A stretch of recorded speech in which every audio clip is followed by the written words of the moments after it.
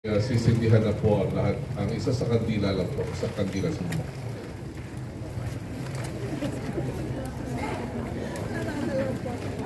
Eri po. Yun po.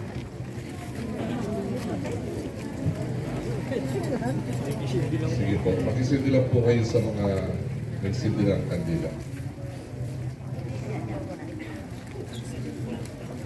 Candelaria. Piece of the presentation of the Lord.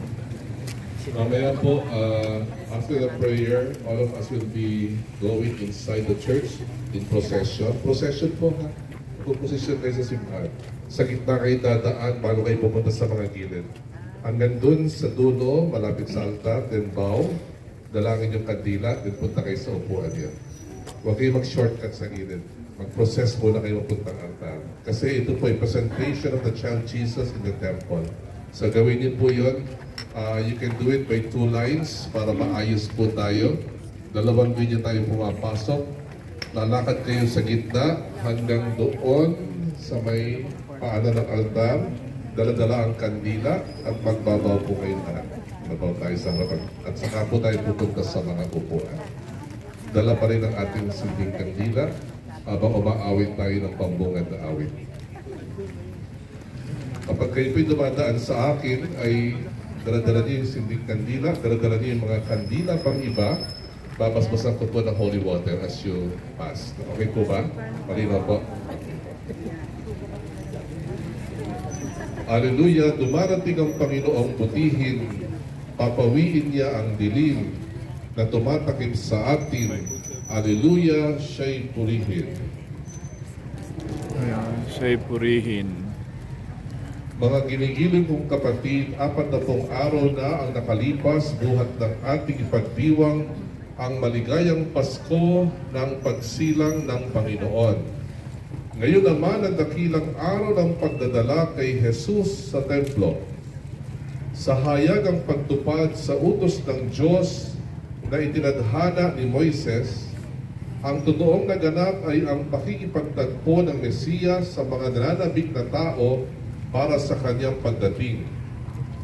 Sa pag-akit ng Espiritu Santo, ang mga banal na matatanda na sina Simeon at Ana ay naparoon sa templo. Sa tulong ng tanglaw ng Espiritu Santo, kanilang nakilala ang Panginoon at masaya nilang tinanggap siya. Kaya naman ngayon naririto at nagtitipon bilang tugon sa pag-akit ng Espiritu Santo. Tayong koprosesyon patungo sa tahanan ng Diyos bilang pagsalubong sa Mesiyas. Makilala nawa natin siya ngayon sa pinaghati-hating tinapay hanggang sa kanyang maningning na pagpapakita.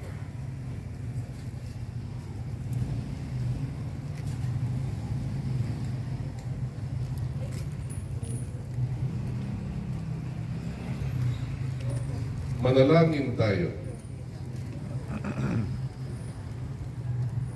Ama naming makapangyarihan, ikaw ang pinanggagalingan ng lahat ng kaliwanagan. Ang liwanag na tatanglaw sa lahat ng mga bansa ay iyong pinakita ngayon sa banal na si Simeon. Gawin mong banal at paspasan ang mga kandilang ito na hawak-hawak na mga bumubuo ng iyong sambayanan. Sa aming pagdadala nito, kami naway marapatin mong umawit ng pagpupuri para sambahin ang ngalan mo. Sa aming paglakad sa landas ng iyong kabutihan, kami naway loobin mong sumapit sa hindi magmamaliw mong liwanag, si Jesucristo na aming Panginoon, magpasawalang hanggan. Amen. Halina tayo lumakad sa Panginooy humarap, kapayapaan at galak ay taglayin nating lahat. Sumamba at magpasalamat. Amen. Amen. Ngayon po ay babasbasan ko ng holy water. Uunahin ko sa gilid. Pag nabasbasan na po ang tubig niyo, mag-procession po kayo sa gitna hanggang doon sa altar.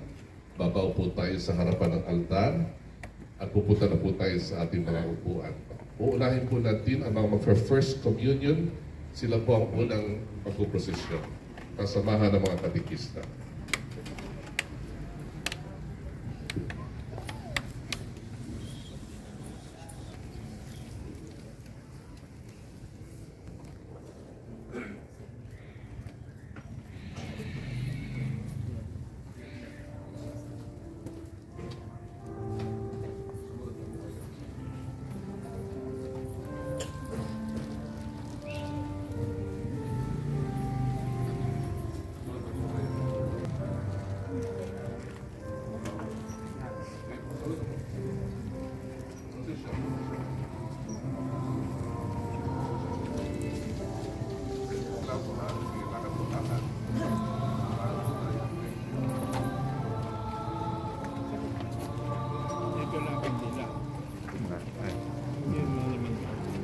Sige, thank you.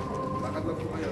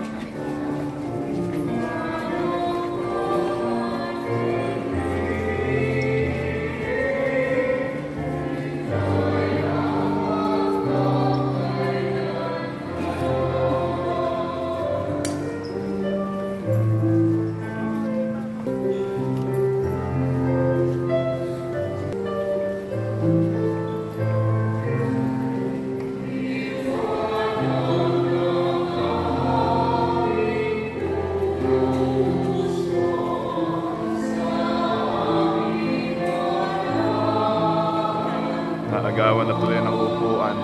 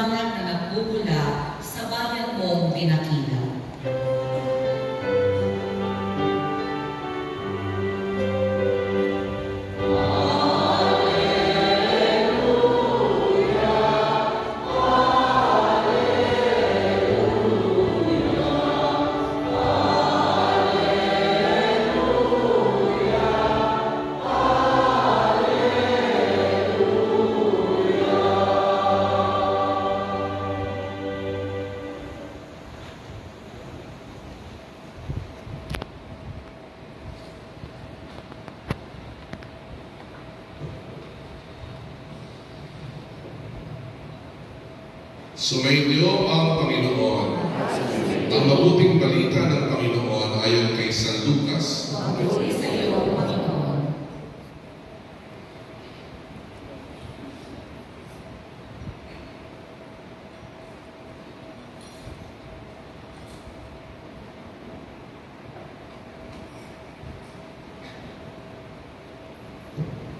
Nang dumating ang araw ng paglilinis sa kanila ayon sa kautusan ni Moises, si Jesus ay dinala ng kanyang mga magulang sa Jerusalem upang iharap sa Panginoon sapagkat ayon sa kautusan, ang bawat panganay na lalaki ay nakatalaga sa Panginoon at naghandog sila ayon sa hinihingi ng kautusan ng Panginoon, mag-asawang bato-bato o dalawang inakay na kalapati. May isang tao noon sa Jerusalem, ang pangalan ay Simeon. Matapat at malapit sa Diyos ang lalaking ito, at naghihintay sa katubusan ng Israel. Sumasa kanya ang Espiritu Santo na nagpahayag sa kanya na hindi siya mamamatay hanggang hindi niya nakikita ang Mesiyas na ipinangako ng Panginoon. Sa patnubay ng Espiritu, pumasok siya sa templo, at nang dalhin doon ng kanyang mga magulang ang sanggol na si Jesus upang gawin ang hinihingi na kautusan, siya'y kinalong ni Simeon. Ito'y nagpuri sa Diyos na ang wika, kunin mo na, Panginoon, ang iyong abang alipin. Ayon sa iyong pangako, yamang nakita na ng aking mga mata ang iyong tagapagligtas na inihanda mo para sa lahat ng bansa. Liwanag itong tatanglaw sa mga hentil at mabibigay karangalan sa iyong bayan, Israel. Ang mabuting balita ng ating kaligtasan. Ating misa, humayo kayo at dalhin ang liwanag ni Kristo sa mundo. Salamat sa Diyos!